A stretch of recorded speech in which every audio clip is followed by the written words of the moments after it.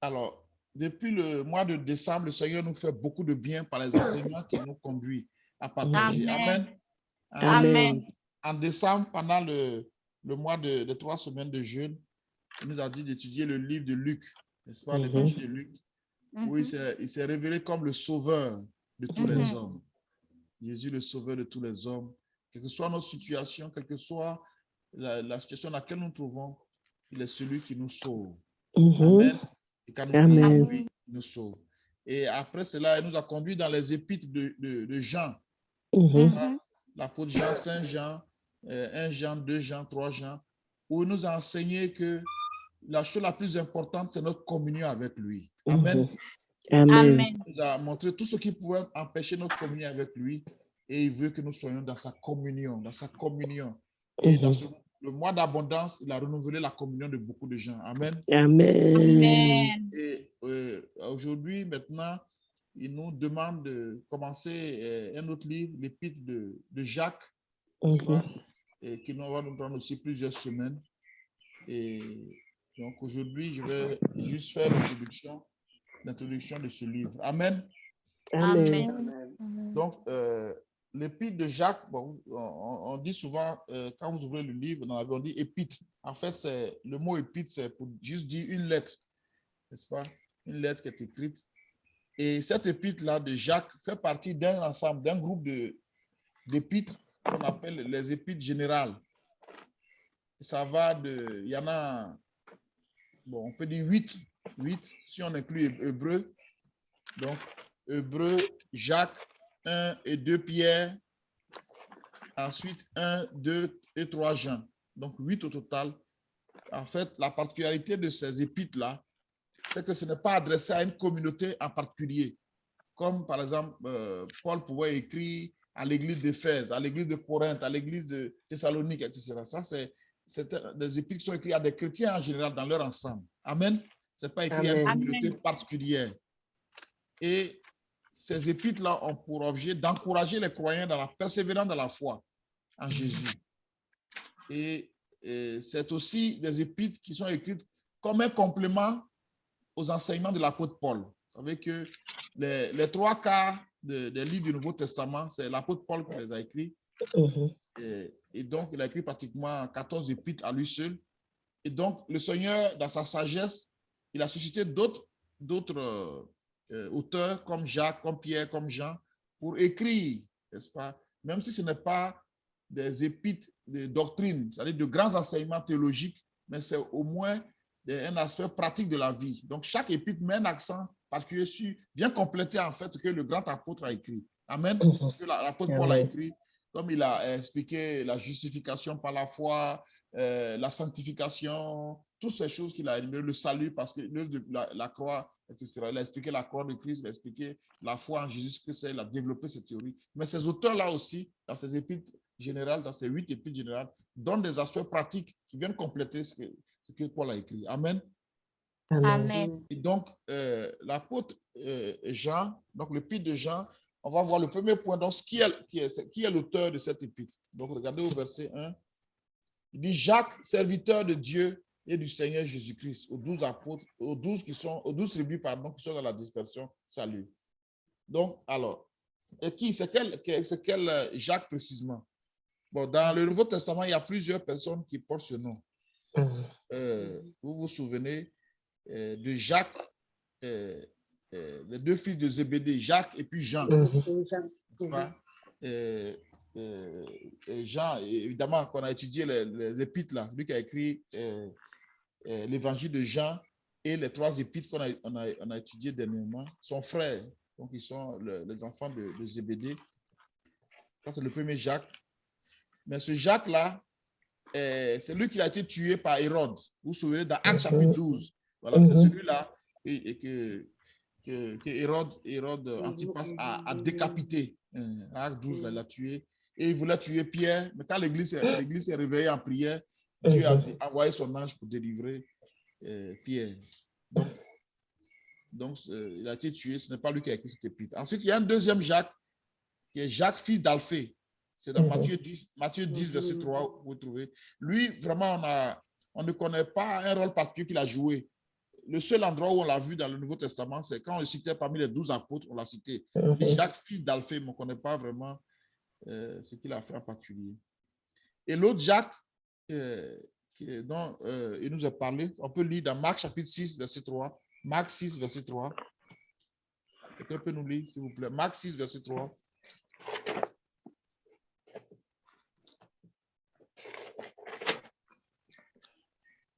Marc 6, verset 3. N'est-ce pas le charpentier, le fils de Marie, le frère de Jacques, de Joseph, de Jude et de Simon? Et ses sœurs ne sont-elles pas ici parmi nous? Et il Amen. était pour eux une occasion de chute. Amen. Amen. Amen. Donc, les Juifs disaient, mais Jésus là même, mais c'est pas le fils du charpentier là, ce n'est pas Marie qui est sa mère, mais et ses frères et sœurs là, on le cite, ils ne sont pas parmi nous, n'est-ce pas? On cite Jacques, on cite Jude, on cite ses sœurs qui sont parmi nous. Donc, on connaît sa famille. Donc, ici, on cite ce Jacques là. Donc, il est en fait le demi-frère du Seigneur. Et Jude aussi. Jude aussi. Et donc, si on regarde dans l'épître de Jude, regardez, dans l'épître de Jude, c'est juste après 3 Jean, vous allez voir que on fait référence à Jacques encore là-bas. Regardez, Jude 1, verset 1, il dit, regardez, Jude, serviteur de Jésus-Christ et frère de Jacques. Voyez, non? Donc, ici, ce Jacques-là qui a écrit cette épître, c'est celui-là, donc on se réfère ici dans Matthieu 6, qui est le demi-frère en fait du Seigneur. Mais vous savez que ses frères, là, quand le Seigneur vivait, ils ne croyaient pas en lui, n'est-ce pas? À cause de la pression des chefs religieux, celui qui prenait le risque de le suivre, là, il était presque sûr d'être banni. Et donc, mais après la résurrection du Seigneur, Jacques est venu à la foi. Et si on regarde 1 Corinthiens 15, 1 Corinthiens 15, verset 7, vous allez voir, le Seigneur s'est révélé à lui quand il est ressuscité. Jean 15, verset, 1 Corinthiens 15, verset 1 7. Corinthiens 16, 15, verset 7. Oui. Ensuite, il est apparu à Jacques, puis à tous les apôtres. Amen. Donc, quand le Seigneur est ressuscité, il s'est révélé à son frère et c'est ça qui l'a amené vraiment à la conversion. Et on a vu par la suite que il a joué vraiment un grand rôle dans l'église de Jérusalem. Voilà. Il a été un des responsables, un des leaders. Dans Acte 12, au verset 17, vous allez voir que on parle de lui. Pierre lui a même rendu visite à Christ. Donc, c'est ce Jacques-là qui va écrire pour... mais à qui il écrit, n'est-ce pas? Quels sont les destinataires de cette lettre? Toujours dans Jacques 1, verset 1, regardez, il dit aux 12 tribus qui sont dans la dispersion. Donc, voici les destinataires. L'apôtre, donc, Jacques, le demi-frère du Seigneur, écrit aux 12 tribus. Donc, ça veut dire simplement aux chrétiens d'origine juive qui sont dispersés dans l'Empire romain, pas, qui sont hors de la Palestine à l'époque-là. Alors, donc, on peut dire, mais s'il écrivait aux Juifs, pourquoi est-ce que ça nous intéresse de regarder un livre qui concerne les Juifs? Mais vous savez bien que la Bible dit qu'en Christ, il n'y a ni Juif ni Grec. Amen. Amen. Voilà. C'est ce que Jésus a fait. Il a brisé le mur de séparation entre les Juifs et les païens. Vous savez que par le passé, les Juifs étaient le peuple élu. N'est-ce pas? Ils sont encore le peuple élu, choisi, la nation choisie par Dieu. Donc, il y a les Juifs. Ensuite, il y a les païens. C'est-à-dire ceux qu'on appelle les païens, ça veut dire que, ou encore les nations, ou encore les Grecs, c'est la même chose. C'est tous les peuples qui n'ont pas d'alliance avec le vrai Dieu. N'est-ce pas? Tous les peuples qui ne sont pas juifs, c'est les Juifs qui avaient une alliance avec Dieu. Donc, toutes les autres nations, on les appelait les païens ou les nations ou les Grecs, les gentils aussi. Les Grecs, c'est le même nom qu'on leur donne. Et nous tous là, les Africains, les Arabes, tous les Chinois, tous ces peuples-là n'avaient pas eu d'alliance au départ avec le grand Dieu. Donc, Mais quand Jésus est venu, il va briser ce mur-là. Parce que Alléluia. Paul explique dans Éphésiens, vous allez voir dans Éphésiens 2, il explique qu'il a brisé le mur de séparation en faisant un seul corps. Ça veut dire qu'il va former un nouveau corps qu'on appelle l'Église. L'Église avec grand E. C'est tous ceux, que tu sois juif ou païen, mais qu'une fois que tu as placé ta foi en Christ, tu nais de nouveau et tu fais partie de ce qu'on appelle le corps de Christ, n'est-ce pas, l'Église. Amen. Donc, quand on dit, nous sommes tous en Jésus, nous sommes des juifs, parce que évidemment, même le mot juif, là, ça remonte jusqu'à Abraham, n'est-ce pas? Abraham, disons, le judaïsme, la religion, le judaïsme, qui vient du judaïsme, mais on remonte plus loin jusqu'à, le premier ancêtre, c'est Abraham, l'hébreu, n'est-ce pas? Et la Bible dit que tous ceux qui ont la foi en Jésus deviennent fils d'Abraham. Amen. Donc toi aussi, tu es fille d'Abraham, tu es fils d'Abraham par ta foi en Jésus. Amen. Donc une épître, un livre qui est adressé aux Juifs s'adresse aussi à toi, puisque Paul même va dire que le Juif, ce n'est pas celui qui est biologiquement, mais celui qui est dans le cœur, qui a une alliance avec Dieu. Il disait aux Juifs que la vraie circoncision, c'est le frère du cœur.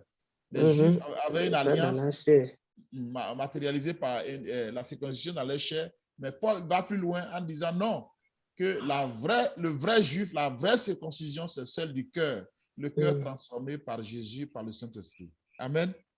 Donc, cette épître aussi s'adresse à nous, en tant que Juifs dans le Seigneur, mais aussi en tant que fils d'Abraham, en tant aussi qu'Église. Alors, pourquoi est-ce que l'épître de Jacques a été écrite? Pourquoi cette lettre a été écrite? Alors, comme on l'a dit, ce n'est pas un exposé de doctrine. Dans ce livre, on ne va pas trouver des grands exposés de doctrine comme Paul le fait, mais c'est un ensemble d'exhortations sur la vie chrétienne pratique. Donc, elle va toucher plusieurs points, comme le retour du Seigneur. Il va donner aussi des paroles de sagesse, comme ce qu'on trouve dans les Proverbes. Mais le thème central de cette épître-là, c'est le perfectionnement de la foi en Christ. Amen. Le perfectionnement de la foi. Amen. Le perfectionnement de la foi en Christ. Alors, regardez, si vous prenez l'épître, vous allez vous rendre compte. Regardez, si vous prenez l'épître, c'est un terme concernant le perfectionnement vont revenir. Regardez le verset 3 du chapitre 1, le verset 4, pardon, du chapitre 1. Il dit, il faut que la patience accomplisse parfaitement, n'est-ce pas, son œuvre, afin que vous soyez parfaits et accomplis, n'est-ce pas? Donc, le mot perfection arrive ici. Ensuite, au verset 17, regardez, toute grâce excellente, tout don parfait, n'est-ce pas? Ensuite, le verset 25 du chapitre 1, il dit la loi parfaite. Donc là, il parle de la parole de Dieu comme la loi parfaite, qui nous rend parfaits, qui nous perfectionne. Ensuite, au chapitre 3, le verset 2, regardez, il dit nous branchons tous de plusieurs manières. Si quelqu'un ne branche pas en parole, c'est un homme parfait. Amen. Amen. Donc, le mot parfait revient sans cesse. Et le mot aussi foi, le mot foi va revenir sans cesse. Vous allez voir au chapitre 1, verset 3, le preuve de votre foi. Le preuve de votre foi. Ensuite, on continue. Mes frères, au chapitre 2, verset 1, que votre foi au Seigneur Jésus. Tu as dit le perfectionnement de la foi en Christ. Le perfectionnement de la foi en Christ. Donc, au verset 5 du chapitre 2 aussi, il dit riche en la foi. Donc, au chapitre 2, toujours au verset 14, vous allez voir aussi qu'il y a la foi. Verset 17, la foi. Verset 18, la foi. 3 fois. Verset 19, tu crois. Verset 20, la foi. Verset 22, la foi. La foi rendue parfaite. Voyez. Donc, le mot foi revient sans cesse. Donc, le thème, c'est le perfectionnement de la foi. Notre foi rendue parfaite en Christ. Amen. Amen. Ça veut dire seulement que Dieu veut que notre foi arrive à la maturité. Amen. Nous ne devons pas rester des... Voilà. On a vu dans 1 Jean qu'il y avait 3 grandes étapes dans la vie de la foi. Les petits-enfants, ceux qui naissent dans la foi. Ensuite, il y a les jeunes, ceux qui vont mener les combats de la foi, triompher du diable par la parole de Dieu. Et la troisième étape, ce sont les pères, n'est-ce pas? Mhm. Les anciens, ceux qui arrivent à la maturité de la foi. Et c'est eux que Dieu responsabilise dans son œuvre. Parce qu'ils ont l'expérience, ils ont la stabilité, ils ont la foi affermie. Donc, le verset central, principal de ce livre que vous devez retenir, c'est chapitre 2, verset 22. Quelqu'un peut nous le lire? Jacques 2, 22. Donc, c'est le verset qui donne le thème central de ce livre-là. Jacques 2, 22. Jacques 2, 22. Tu vois que la foi agissait avec ses œuvres et que par les œuvres, la foi fut rendue parfaite. Amen. Amen. Amen. Donc, il dit, tu vois que la foi, là, doit agir avec les œuvres, doit s'accompagner d'œuvres. Et que par ces œuvres-là, la foi est rendue parfaite. Donc, Dieu veut que ta foi, là, et ma foi soit une foi parfaite. Amen. Amen. Donc, il va nous montrer comment on peut arriver à la maturité de la foi, au perfectionnement de notre foi. Vous voyez que, bien aimé, Dieu est un Dieu parfait. Et ça veut dire qu'on a vu aussi qu'il y a lumière dans 1 Jean. Ça veut dire qu'en lui, il n'y a aucun défaut. N'est-ce pas? Il est parfait dans son caractère, il est parfait dans sa personne, il est parfait dans son œuvre. N'est-ce pas? Et Paul dit dans Romains 1, verset 20, il dit, les perfections invisibles de Dieu. Dieu est parfait. Et son Fils aussi est parfait. N'est-ce pas? Dans Hébreux 7, 28, on nous dit le Fils qui est parfait pour l'éternité. Amen. Amen. Et Dieu veut qu'en tant que son image, nous soyons aussi parfaits. Et on peut le lire, Matthieu 5, 48. Matthieu 5, 48. Matthieu 5, 48.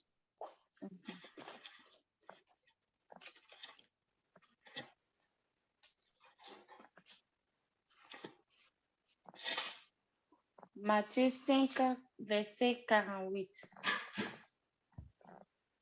Soyez donc parfaits comme votre Père céleste est parfait. Amen. Soyez donc parfaits comme votre Père céleste est parfait. Amen. Amen. Donc, Dieu, quand il nous a créés, nous sommes son image. N'est-ce pas? Donc, la perfection qui est en lui, c'est ce qu'il veut voir en nous. N'est-ce pas? Et évidemment, il y a eu la chute, il y a eu le péché. L'homme a perdu la perfection. Mais par ce que Jésus est venu faire, c'est pour restaurer en nous la nature de Dieu, l'image parfaite de Dieu. Amen. Amen. Et Paul d'ailleurs, appelle les croyants là, il les appelle les parfaits. Si vous lisez 1 Corinthiens 2, verset 6, ou bien Philippiens 3, verset 15, vous allez voir, il nous appelle les parfaits. Donc, il nous appelle à poursuivre, n'est-ce pas, la statue parfaite de Christ. Donc, Christ est le modèle que nous devons suivre pour le ressembler, pour aller de plus en plus à la perfection. Éphésiens 4.13, regardez Éphésiens 4.13. Éphésiens 4.13. 4, verset 13.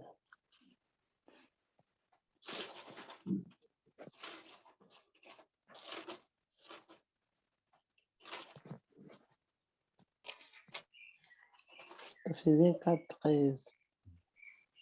Jusqu'à ce que nous soyons tous parvenus à l'unité de la foi et de la connaissance du Fils de Dieu, à l'état d'homme fait, à la mesure de la stature parfaite de Christ. Amen.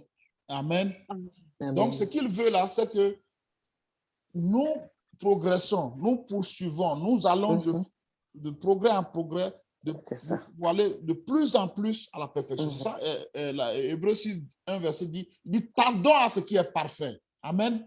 Donc, on ne peut pas dire que bon, je suis chrétien et puis j'ai toujours les mêmes lacunes, toujours les mêmes faiblesses, je tombe toujours dans le même péché, j'ai toujours les mêmes traits de caractère, rien ne change, des années passent, mais je demeure le même. Et puis on accepte, on se résigne à accepter. Non. Notre nature adamique, notre nature de péché que nous avons reçue, quand nous avons reçu la nouvelle nature, elle doit progressivement asservir l'ancienne nature et nous devons ressembler de plus en plus à Christ. Amen. Amen. Et c'est une œuvre que Dieu accomplit dans notre vie par la foi. par notre foi, il veut nous amener à cette maturité en Christ. Amen. De sorte qu'au fur et à mesure que Dieu va nous voir, on va voir qu'on ressemble à Christ. Amen. Amen. Donc, c'est ça, cette épître-là. C'est une épître pratique pour aider les chrétiens à aller vers la maturité en Christ, à ne pas rester des enfants bébés. Amen. Amen. C'est comme un talent qu'on remet à quelqu'un. Vous connaissez la parabole des talents. C'est comme une somme d'argent qu'on remet à quelqu'un. Un maître remet à ses serviteurs et il va en voyage. Et quand il est revenu pour que les serviteurs lui rendent compte, il y a un qui a reçu un talent, d'autres 2 talents, d'autres 3, d'autres 5. Et le moment des comptes, celui qui a reçu un talent, il dit, bon, tu vas donner un talent, je suis allé cacher pour ne pas perdre parce que tu es un maître méchant, je te retourne ton talent. Mais les autres ont fructifié leur talent. Amen. Et ils ont obtenu encore plus de talent. Et il les a récompensés, il les a loués. Donc, bien aimé, la foi que Dieu nous donne là, elle doit être fructifiée. Elle doit être amenée à une perfection pour faire des œuvres plus grandes pour la gloire du Seigneur. Amen. Amen. C'est comme une mine d'or qu'on te donne. Mais si tu n'exploites pas cette mine-là, ça va rester à l'état brut. C'est ça. Mais si tu travailles l'or, en enlevant les scories, les impuretés, ça, tu vas obtenir de l'or pur, n'est-ce pas? Comme Pierre dit, notre foi est comme un trésor précieux, n'est-ce pas? Donc, bien aimé, notre foi doit être perfectionné pour faire de nous des chrétiens parfaits en Christ. Amen. Amen. Donc, notre foi doit produire en nous un changement moral, une réelle transformation et produire de bonnes œuvres. Donc, c'est en cela que Jacques complète la doctrine de l'apôtre Paul sur la justification par la foi. N'est-ce pas? Si vous lisez Romains 3, 28, vous allez voir que l'apôtre Paul dit que l'homme est justifié par la foi seule, sans les œuvres. N'est-ce pas? Dans Galates 2, 16, il dit la même chose. Il dit l'homme est justifié par la foi sans les œuvres. Ça, c'est vrai. Ce n'est pas une œuvre que j'ai faite pour mériter le salut. C'est ce que Jésus a fait pour moi là, la croix là. C'est quand je crois en cela que je suis sauvé. Ça, c'est vrai.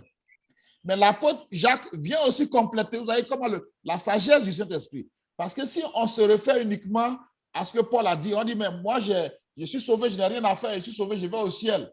Jacques dit, attention, tu es sauvé, c'est vrai, par la foi sans ton œuvre.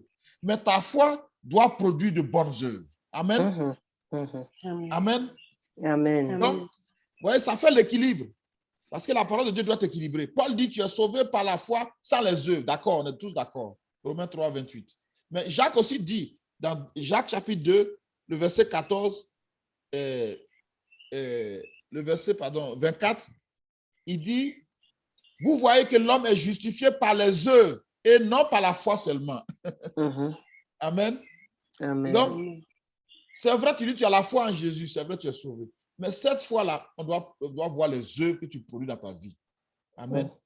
Donc, c'est ce que cette épître-là vient nous enseigner, nous montrer que notre foi en Christ doit être perfectionnée, amenée à la maturité et produire des œuvres abondantes pour la gloire de Dieu. Amen. Amen. Alors, je termine maintenant en présentant le plan de l'épître. Quel est le plan? Alors, cette épître est divisée en 4 parties.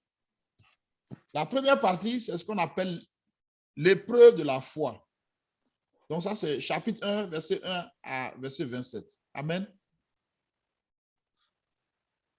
Jacques 1, verset 1 à verset 27. Donc, ça, c'est la première partie de l'épître qu'on appelle l'épreuve de la foi. Il va nous montrer que la foi qu'on a en Christ doit être testée. Amen. Elle doit être testée pour qu'elle soit réelle. On doit passer par l'épreuve. On appelle ça l'épreuve de la foi. On va voir en quoi ça consiste et pourquoi Dieu nous éprouve. Ensuite, la deuxième partie de l'épître, c'est le chapitre 2, verset 1 à 26. Ça, c'est ce qu'on appelle les bonnes œuvres de la foi. Amen. Amen. Cette foi doit être manifestée par les œuvres qu'on va produire. Ce sont ces œuvres-là qui vont nous révéler si on a la foi ou pas. Donc, oui. Le 2. Oui, le 2, donc le chapitre 2, verset 1 à 26, les bonnes œuvres de la foi. La troisième partie du livre, c'est le chapitre 3, verset 1 jusqu'au chapitre 5, verset 6. Ça, c'est ce qu'on appelle la sagesse de la foi. Amen. Amen. On va voir comment par la foi, nous pouvons manifester la sagesse de Dieu. Et la dernière partie du livre, c'est... Papa, Oui. la sagesse de la foi, c'est 3 à partir Verset 1, 3. verset 1, 3, verset 1 à 5, chapitre, verset 6. 7, verset 6. 5, chapitre 5, verset 6. Oui. Ok, merci. Et la dernière partie qui est qui concerne donc les exhortations finales, les encouragements à la persévérance dans la foi, à la prière, la conversion du pécheur. Ça, c'est donc le chapitre 5, verset 7 à verset 20. Donc, voici les 4 parties de ce livre. Mais tu n'as pas donné le thème du 4e. C'est l'exhortation finale qu'il adresse, les encourager à la persévérance dans la foi, à la prière et à la conversion des pécheurs. Amen. Amen. Donc, voici présenté depuis. Donc, à partir du vendredi prochain, nous allons commencer la première partie qui est l'épreuve de la foi. Donc, vous pouvez donc lire tout le chapitre 1 pour le vendredi prochain. Que le Seigneur vous bénisse.